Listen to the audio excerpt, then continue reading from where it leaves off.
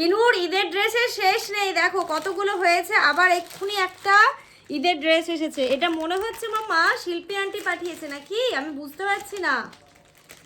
এক্ষুনি আমি এটাকে রিসিভ করলাম।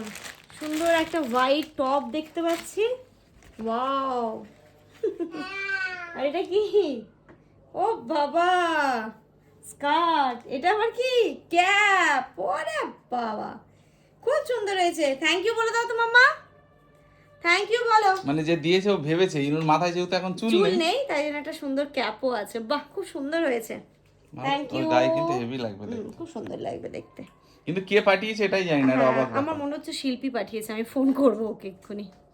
মাম্মা পছন্দ, পছন্দ? বলো হ্যাঁ। তুমি একটু বলে দাও, থ্যাংক ইউ বলে দাও, ফ্লাইং কিস দিল, একটু ফ্লাইং কিস দিয়ে দাও, হ্যাঁ। আরেকবার দাও। তাহলে যে দিয়েছে